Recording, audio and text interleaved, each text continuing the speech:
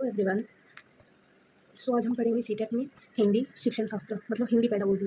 Hindi pedagogy में हमें पढ़ना है अधिगम एवं अर्जन कि अधिगम एवं अर्जन क्या होता है। ये है सितंबर के 5 या 6 सितंबर को जो आपका सीटेट का एग्ज़ाम है ये उसकी ये कंप्लीट है।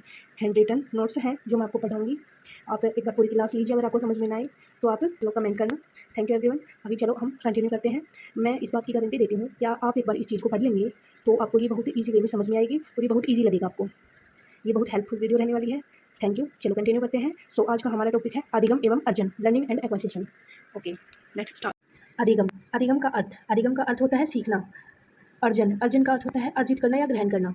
अधिगम मतलब जो हम किसी स्कूल में या मतलब किसी के द्वारा सीखते हैं। और अर्जन क्या होता है? हाँ, अर्जन हम अपने परिवार में रह के कर सकते हैं और सीखने में हमें पूरी वो करनी पड़ती है, पूरा प्रयास करना पड़ता है और ये अर्जन बिना प्रयास के सीखा जाता है। भाषा अधिगम से तात्पर्य उस प्रणाली से है जिसमें बच्चा स्वयं प्रयास करता है तथा उसके लिए कुछ आवश्यक परिस्थितियाँ होती हैं। अधिगम में आवश्यक परिस्थितियाँ होती है। अधिगम विद्यालय या किसी संस्था में ही होता है। अधिगम को हम किसी विद्यालय या संस्था के द्वारा सीखते हैं, मतलब जो जिसमें हमें प्रयास करना पड़े वो है अधिगम, है ना। और अर्जन होता है भाषा का अनुकरण, मतलब जैसे बालक है, बालक अपने आसपास के लोगों को बोलते लिखते पढ़ते देखता है तथा अनुकरण के द्वारा उन्हें सीखता है। इसमें बच्चे को कोई प्रयास नहीं करना पड़ता। इसमें बच्चा बिना प्रयास के भाषा अर्जित कर लेता है। भाषा अर्जन की प्रक्रिया सहज एवं स्वाभाविक होती है। यह प्रक्रिया सहज एवं स्वाभाविक होती है। सो आप लोगों के अर्जन और अधिगम समझ में आया। अधिगम मतलब जो काम हमें प्रयास करके सीखना पड़े, बच्चा जिसमें प्रयास करता है, आवश्यक उसके लिए परिस्थितियाँ होती है वो है, और यह विद्यालय या किसी संस्था में ही सीखा जाता है। इसी को कहते हैं अधिगम। और भाषा अर्जन होता है बालक अपने आसपास के वातावरण के लोगों को बोलते लिखते पढ़ते या मतलब कुछ भी करते देखता है, उसका अनुकरण करता है और फिर वो सीखता है। उसमें कोई प्रयास नहीं करना पड़ता उसको, तो वह भाषा अर्जन कर लेता है। यह प्रक्रिया बहुत ही सहज एवं स्वाभाविक है, मतलब यह बहुत सरल है। इसमें हमें किसी प्रकार का प्रयास नहीं करना पड़ता। ये हो गया हमारा भाषा अधिगम और अर्जन। अब भाषा अर्जन से संबंधित महत्वपूर्ण बिंदु, इसके महत्वपूर्ण बिंदु देखते हैं।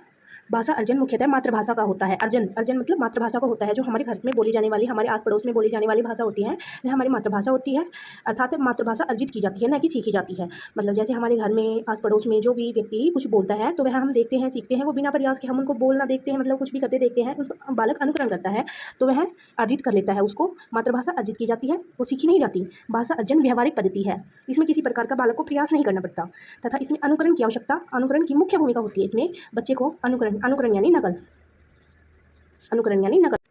भाषा अर्जन में बच्चे को कोई प्रयास नहीं करना पड़ता। भाषा अर्जन की प्रक्रिया सहज और स्वाभाविक है।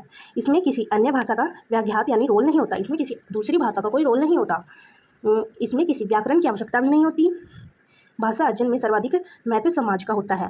भाषा अर्जन में सर्वाधिक महत्व समाज का होता है, आस पड़ोस का होता है। वही हमारा समाज है, परिवार, मतलब ये सभी समाज की कैटेगरी में आते हैं और हम इन्हीं के द्वारा भाषा अर्जन करते हैं। इसमें हमें कोई प्रयास नहीं करना पड़ता। हम किसी प्रकार की अपनी बुद्धि पे, हमारे दिमाग पे कोई लोड नहीं लेते। यह स्वाभाविक प्रक्रिया होती है और यह हम अर्जन कर लेते हैं। ओके, अब देखते हैं भाषा अधिगम से संबंधित तथ्य। भाषा अधिगम औपचारिक शिक्षा है।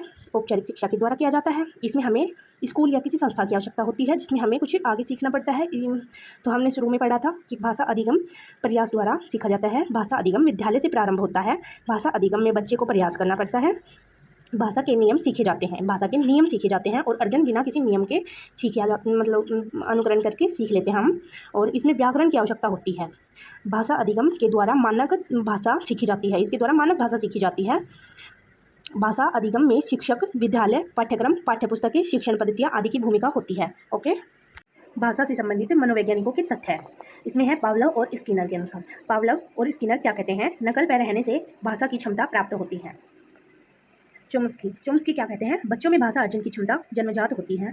प्याजा कहते हैं भाषा अन्य संज्ञानात्मक तत्वों की भांति परिवेश के साथ अंतःक्रिया के माध्यम से ही विकसित होती है। ओके, वाइगोत्स्की का कहना है बच्चे की भाषा समाज के साथ संपर्क का ही परिणाम है।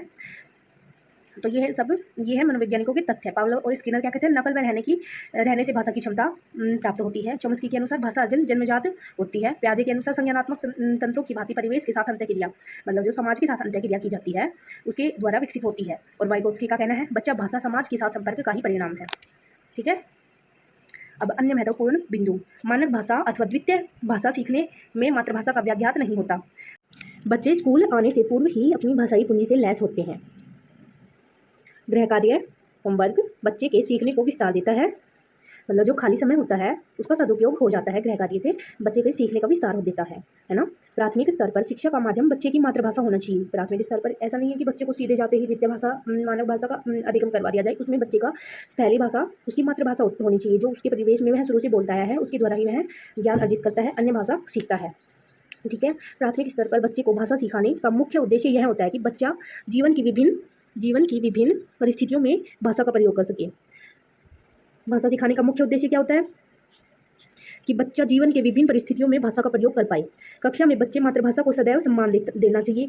कक्षा में बच्चे की मातृभाषा जो होती है उसमें उसको शिक्षक को हमेशा उसको सम्मान देना चाहिए, ना कि उसकी मतलब वो करी जाए, कटौती करी जाए या फिर उसको चिढ़ाया जाए कि भाई तुम्हारी मातृभाषा कैसी है और ऐसे बोलते हैं वैसे ये चीज़ नहीं करनी चाहिए। शिक्षक को हमेशा, शिक्षक को भी और अन्य बच्चों से भी उसकी मातृभाषा की को सम्मान देना चाहिए, उसका सम्मान करना चाहिए, सम्मान सिखाना चाहिए। ठीक है।